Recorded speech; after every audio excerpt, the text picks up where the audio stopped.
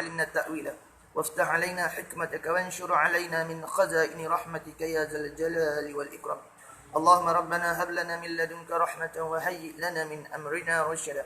اللهم يسر ولا تعسر ربي تمم بالخير. سبحانك لا علم لنا إلا ما علمتنا إنك أنت العليم الحكيم ولا حول ولا قوة إلا بالله العلي العظيم. وحسبنا الله ونعم الوكيل نعم المولى ونعم النصير. وحسبنا الله ونعم الوكيل نعم المولى ونعم النصير. وحسبنا الله ونعم الوكيل نعم المولى ونعم النصير. Sebagaimana sebut dalam kitab pedoman solat berjemaah, sembahyang jemaah yang terlebih afdal ialah solat Jumaat. Solat Jumaat berjemaah, solat Jumaat itu terlebih afdal. Dan yang terlebih afdal daripada jemaah lain daripada Jumaat itu solat subuh selepas solat subuh hari Jumaat hari ni. Afdal dia tu sama ada baca surah tilawah ataupun tidak, sama je. Lepas tu masalah sujud tilawah ni dia kena tengok keadaan juga. Sebagaimana tempat kita ni maklum. Maklum dah kalau hari Jumaat tu dia buat sujud tilawah. Adapun kalau masjid tepi-tepi jalan yang orang lalu lalang, tempat orang berhenti sembahyang musafir, maka sunat muakkad imam tu royak dulu. Kita nak buat sujud tilawah ni supaya tak jadi keliru lah. Orang yang tak biasa mari supaya ni tengok ni buah ni baru masuk Islam tak reti lagi tu. Jadi habis perjalanan habis. Kita nak buat benda sunat, tinggalkan yang rukun yang asal. Sehingga ada makmum tu habis batal semaya dia. Dia jadi imam ni dia kena faqih, kena pandai juga tengok keadaan maslahah tu, wakil tepat tu. Bukan kita nak turuk semata kita. Time-time kita imam nak buat tak. Imam kena jaga hak makmum kata. Tengok makmum pandai tak pandai, biasa tak biasa. Sunat muakkad tu. Wayak lu nak buat sujud tilawah. Tak wayak mai tak apa sungguh. Kau tak tahu. Kau tahu tak apa. Mata timbul recorder baru ni hamba tak ada. Kita tak wayak makmum salah, wayak imam tu salah. Sebab imam tak reti tengok wakil keadaan. Apa buah-buah ni tak reti ni. Jadi pelik pula dia mikir panjang dia. Hari ni sembahyang 3 rakaat dia lah. Subuh. Sama ada buat atau tak buat sujud tilawah tu, afdal dia sama je. Jemaah pada hari Jumaat tu afdal dia sama. Lepas tu barulah lain pada hari Jumaat. Dah. Baik. Qala musannifu rahimahullahu ta'ala wa nafa'ana bi barakati ulumihi fid daran ay fid dunya wal akhirah. Bahkan terkadang kena tinggal juga. Jangan-jangan sekali. Sebab apa? Takut orang jadi iktiqah, jadi wajib.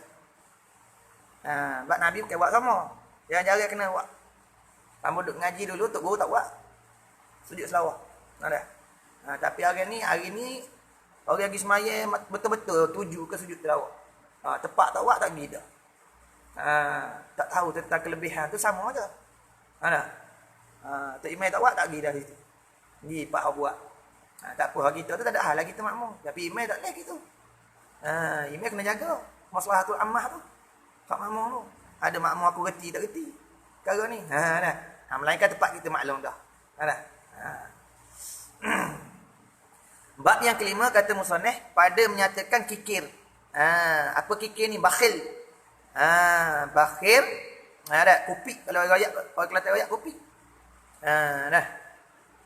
Loket. Loket. Dah kedeku. Dan kasih akan harta. Dah. Ketahui olehmu. Siapa dia ni? Khitab atas siapa ni? Musannif kita khitab di atas hai segala orang-orang yang menghendaki beruntung. Dan bertuah. Dunia dan akhirat. Orang yang berkehendak beruntung, bertuah, dunia akhirat. Kena duduk dengar bab ni. Kitab ni. Bahawasanya kikir itu setengah daripada sebesar-besar, yakni perkara. ataupun sifat. Setengah daripada sifat ataupun perkara daripada sebesar-besar yang membinasakan. Dah kikir tu. Sebesar-besar perkara ataupun sifat yang membinasakan. Apa boleh jadi binasa tu? Kalau ada seorang tu yang ada sifat kikir, kerekuk, bakhil, kenapa yang dia musannif sebut tu? Sebesar-besar perkara yang membinasakan. Dengan sebab iaitu membawa, pertamanya bila kita ada sifat kikir, bakhil ni, jadi binasanya iaitu bila membawa kepada jahat sangka kita kepada Allah Ta'ala tentang rezeki. Ketetapan rezeki. Dan terkadang membawa kepada mana? Meninggalkan kewajipan. Iaitu apa kewajipan tu? Keluar zakat dan bersedekah. Bersedekah. Dah. Tu. Dah. Dia macam zakat ni. Sikit tak apalah. Zakat terah 7 riyal. Boleh? Sore. Cuk kali 10. 70. Dan kalau anak 100. 7,000. Berasa lalu. Banyak dah. Ni korun asal jadi bakhil. Korun asal dia bakhil apa? Harta dia banyak. Bila harta banyak, kena keluar duit zakat banyak. Gerbak zakat 200,000. 500,000. Berasa lalu. Itu binasa. Kita tak apalah simpan bank 10,000. 25% tarik. 25%. Baru berapa 10,000? Lebih kurang baru 250. Ataupun RM25. Baru tak? Tak berasa sangat Dah banyak berasa lalu. Bila berasa kikir, pakai. Tak? Berfirman Allah Ta'ala ni dalam surah At-Taghabun. Dalam surah At-Taghabun. Wa man yuqa syuhha nafsihi fa ulaika humul muflihun. Artinya firman Allah Ta'ala. Dan barang siapa dipelihara akan barang siapa? Akan kikir dirinya barang siapa? Mereka mana? Mereka yang dipelihara tu. Jualah. Yang mendapat kemenangan. Makna kemenangan ni beruntung. Dan bertuah dunia akhirat. Itu makna dapat kemenangan itu makna beruntung dan bertuah di dunia dan akhirat. Mendapat tu dengan makna mendapat apa? Iaitu beruntung dengan segala perkara yang dituntut.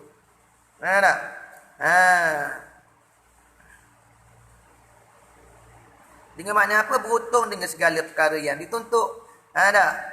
Dan juga beruntung daripada segala perkara terlepas diri daripada segala perkara yang dibenci. Itu makna beruntung. Yang mana Allah Ta'ala benci, terlepas kita daripada tiap-tiap perkara yang Allah Ta'ala benci, beruntung lah. Wa ma atakumur rasul fakhuzuh wa ma nahakum anhu fantahu. Barang perkara apa yang Nabi datangkan kepada kita, tiap-tiap hukum tu kita ambil guna amal. Wa ma nahakum anhu fantahu. Dan barang apa yang Nabi tegah daripada kita tinggalkan. Mana beruntung? Dapat kita junjung imtisalul awamir, junjung perintah Allah Taala tu. Wajib tidak nawahi, tinggalkan segala larangan itu. Beruntung. Itu tu dunia akhirat.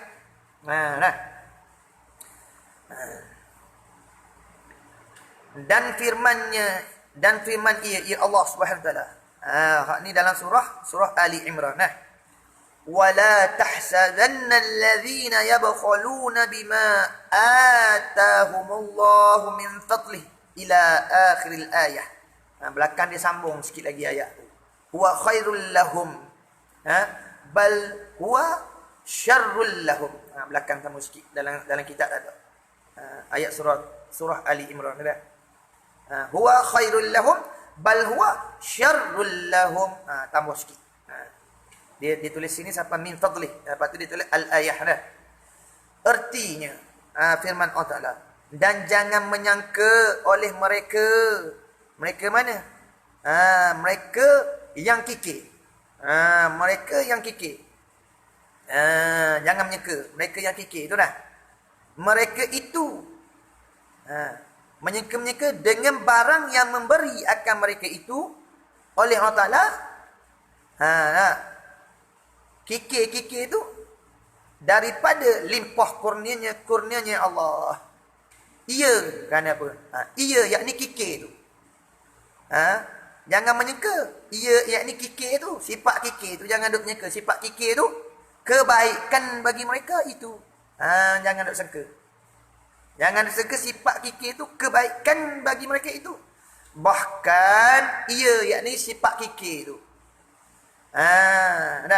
Kejahatan bagi mereka itu.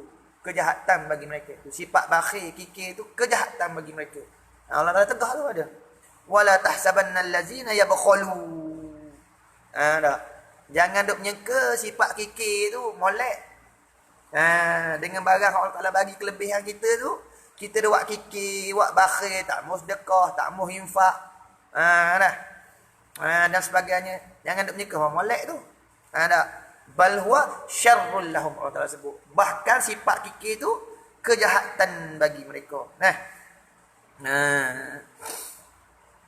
Ertinya ayat. Jangan menyangka mereka yang kikir itu akan bahawasanya kikir mereka itu kebaikan bagi mereka itu. Bahkan kikir itu kejahatan. Kejahatan. Bagi mereka itu. Selagi akan dijadikan harta yang kikir mereka itu, yakni harta yang wajib zakat tu lah. Nak situ. Harta yang kikir tu harta wajib zakat nah. Adapun kalau kita kikir tentang perkara fardu, waktu bawa kebinasaan. Adapun benda hak sunat, tak bawa kebinasaan. Tapi orang panggil apa? Kalau kikir perkara sunat ni, tak dapatlah kasih kepada Allah Taala. Sebagaimana sebut dalam hadis, satu hadis mutasyabih dia panggil tak? Tidaklah seorang hamba tu menghampir kepadaku dengan tiap-tiap perkara yang sunat sehingga aku mengasihi akan dia. Bila aku kasih akan dia, pendengarannya adalah pendengaranku. Penglihatannya adalah penglihatanku. Pejabat dia ialah pejabat tu ila akhir. Makna dalam hadis tu, nak capai kasih kepada Allah Taala kena membanyakkan perkara yang sunat. Barang siapa yang membanyakkan perkara sunat, nescaya Allah Taala menghamparkan kasih sayang dia. Kalau kita tak membanyakkan perkara sunat, mana tak mencapai kasih Allah Taala. Mana tak? Tu dia kata dalam kebajikan ni, fastabiqul khairat, berlumba-lumba dalam kebajikan. Ayat tu berlumba dalam perkara yang sunat-sunat. Supaya kita menjadi orang yang al-muqarrabin, hampir dengan sisi Allah Taala. Dengan makna tiap-tiap pendengaran pun kita dengar apa yang Allah Taala perintah. Kalau kita bercakap pun, cakap dengan apa yang Allah Taala perintah. Hak Nabi perintah. Jangan selagi akan dijadikan harta yang kikir mereka itu, yakni harta-harta zakat tu, harta-harta hak wajib zakat tu. Ingat molek zakat ni, masalah zakat ni, kalau orang nak buat madrasah, tak boleh nak beri zakat. Sebab zakat tu dia ada asnah dia. Anak yatim tu tak masuk dalam zakat asnah. Jangan ada beri anak yatim. Zakat-zakat ni asnah dia ada siap dah 8 golongan. Kena bagi pada asnah dia. Kena bagi pada asnah dia. Kalau orang nak buat pondok, kita pergi beri, orang nak buat pondok, orang ada buat bangunan, tak sampai pada asnah dia. Melainkan dia terima dulu zakat tu. Tok guru pondok nak buat pondok, bagilah tok guru tu orang pakai. Dia ambil atas asnah, pakai miskin. Molek dah tok guru nak buat pondok, dia buat pondok. Tak apa. Tapi dia kena terima dulu atas asnah pakai miskin. Kalau nak buat atas nama madrasah tak boleh zakat. Nak bagi duit zakat, duit infak. Infak sungguh khusus untuk buat madrasah. Anak yatim boleh juga bagi ke dia. Tapi syarat dia atas fakir miskin, bukan atas anak yatim. Tengok anak yatim dia tu. Tengok. Dia fakir miskin? Ya fakir miskin. Boleh. Ataupun asnah jihad fisabilillah. Itu banyak dah. Asnah jihad fisabilillah. Dia tengok pula. Yang ni perang dah. Kerana li'izzadin. Li'i'laddin. Kerana meninggi agama. Tengok pula. Dia asal jihad fisabilillah ni orang perang. Nak menegakkan agama Allah Ta'ala. Dia tu tak makan gaji. Perang sungguh kerana Allah Ta'ala tak makan gaji. Makna kerajaan tak bayar gaji ke dia. Boleh beri zakat ke dia. Tapi lain ni tak ada. Jihad fisabilillah. Maka ulama buat khulasah. Hak layak ganti tepat jihad fisabilillah ni siapa? Tu penuntut ilmu. Penuntut ilmu. Kerana ada lah tu hujah-hujah. Penuntut ilmu iaitu ilmu syarak. Ilmu syarak, ilmu syarak ilmu agama. Kenapa penuntut ilmu agama ni dia bukan makan gaji. Dia nak mengajar bukan makan gaji. Kalau makan gaji tak boleh. Sebab ada dah. Dia ambil manfaat untuk diri dia ada dah. Hak ni dia mengaji untuk maslahatul ammah balik. Mengajar untuk agama balik. Maslahatul ammah. Kalau ada pun ambil untuk peribadi dia, untuk belajar diri sendiri, tubik esok makan gaji diri sendiri, tak boleh. Dah. Apa nak mengajar, tak pakai gaji boleh. Tu boleh bagi orang menuntut ilmu, jihad fisabilillah termasuk lah. Kerana apa? Yalah, kalau lah dia tak mengaji ilmu syarak, dan syaya habis belaka, tak lepas belaka kita satu kampung ni fardu ain. Dah. Dia tak reti. Dia tak mengajar dah. Dah. Sebab tu Allah Taala perintah dah dalam surah apa dah. Nak pergi tubik perang belaka pun jangan. Dah. Wala nafara. Jangan tubik belaka. Walaupun kefarduan perang jihad fisabilillah tu turun kata, tapi Allah Taala tegah tubik belaka. Kenapa? Suruh tinggal juga. Hak tinggal ni suruh belajar ilmu. Belajar ilmu supaya apa? Hak kawan-kawan ada anak-anak kecil tak pergi perang orang tua tu, bila ada masalah agama boleh tanya ke dia. Kalau tubik belaka hak muda-muda pergi perang mati habis. Hak tinggal ni tak reti nak amal agama. Nak tu syarat tegah juga walaupun perang tu wajib. Tapi tubik muda-muda. Hak kanak-kanak tinggal sebahagian pada taifah tu tinggalkan seorangnya. Dia tafaqahu fi din supaya mengajarkan taifah dia agama. Tinggal tak boleh tubik belaka. Nah. Hak nak pergi perang. Kalau kata takdir mati belaka, ada seorang lagi hak alim. Hak mengajar agama boleh ajarkan umat dia tentang agama dah. Kalau dia tubik juga mati dia, cuba misal kita lah kalau tak ada ulama lah ni, tak ambil warasatul anbiya, tak ambil pusaka nabi-nabi. Ulama tak bukukan hadis, tak bukukan Quran. Niscaya hari ni kita tak kenal agama lah. Sebab itulah. Ulama termasuk dalam jihad fisabilillah juga. Kenapa? Dia nak mengaji, supaya esok dia mengajar, menyebar agama untuk maslahatul ammah. Boleh ke dia.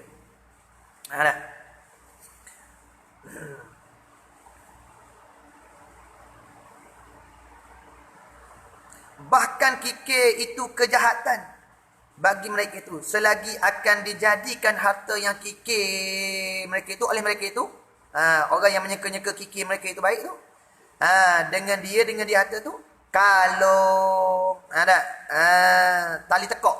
Kalung ni tali tekak, ditekak tu kalung tu. Tali tekak daripada api, yakni api neraka pada leher mereka itu.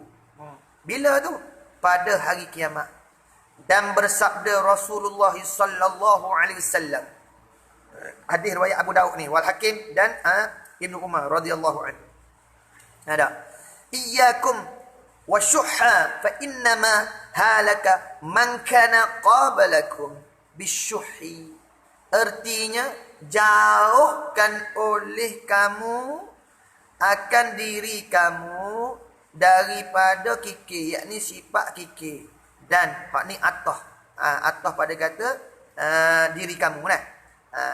Dan yakni jauhkan diri kamu daripada kikir daripada kamu. Kerana ni ilat pada kata jauhkan. Jauhkan ya. Kerana hanya saja binasa umat. Umat mana? Umat yang ada ia Allah. Ada dahulu. Umat yang ada ia umat dahulu daripada kamu. Ada umat yang ada ia umat dahulu daripada kamu dengan sebab kikir. Dengan sebab kikir. Umat tu. Umat dulu-dulu. Umat Bani Israel dulu-dulu. Binasa. Dengan makna binasa. Dapat celaka. Binasa dengan sebab kikir. Ya. Dah. Ya Yahudi. Punya kikir dia. Dah. Punya kikir dia kata. Kikir dia tu. Kikir dia sehingga dia sanggup mengharamkan yang halal, menghalalkan yang haram. Kikir punya kikir. Sehingga tak sanggup dia menghalalkan riba yang telah Allah Ta'ala perharamkan. Nak. Lepas tu, menghukumkan jual beli seumpama riba. Sebab apa? Jual beli nak ambil untung. Riba pun nak ambil untung juga. Mereka mengatakan, innamal bai'u mislur riba. Sesungguhnya baik itu, jual beli itu mislur riba, serupa dengan riba. Serupa pada pihak mana? Serupa pada pihak halal. Tu. Walhal, jual beli itu halal, riba tu haram. Tapi sebab kikir sangat sifat dia, terlalu kikir sangat, tengok. Dia pergi perhalalkan apa yang Allah Ta'ala haram dan pergi halalkan apa yang Allah Ta'ala haramkan. Diharamkan apa yang Allah Ta'ala halalkan. Jadi bila tak erti sangat, Allah Ta'ala rakyat dah. Dah. Sesungguhnya jual beli itu halal, riba tu haram. Dia kira ya innamal bai'u mislur riba. Sesungguhnya riba tu jual beli tu seumpama riba. Seumpama pada pihak mana? Pada pihak halal. Maka Allah Ta'ala waktu ayat surah selalu. Wa ahallallahu al-bai'a wa harramur riba. Allah Ta'ala memperhalalkan jual beli dan memperharamkan riba. Sebab apa tu? Binasa tu. Orang-orang dulu tu. Sebab kikir. Kerana terlalu bakhil kedekutnya, siapa pergi perhalalkan yang haram, pergi perharamkan yang halal. Salah satu. Suka sangat makan benda haram. Binasa. Binasa sebab tu. Makan haram. Dah. Dan bersabda ia Nabi sallallahu alaihi wasallam. Ni daripada riwayat daripada Tabarani dan Abi Umar juga. Salasun muhlikatun syuhun muta'un wa hawa muttaba'un wa i'jabul mar'i binafsi. Apa erti dia? Tengok. Bermula 3 perkara sebab bagi binasa. Sebab bagi binasa. Yakni sebab bagi binasa orang yang bersifat dengan salah satu daripada 3 perkara nak gitu. Ada? 3 perkara ni sebab sebab bagi binasa. Yakni dengan makna sebab bagi binasa orang yang bersifat dengan salah satu daripada 3 perkara ni. Nabi sebut 3 perkara ada boleh jadi binasa. Salah satu je.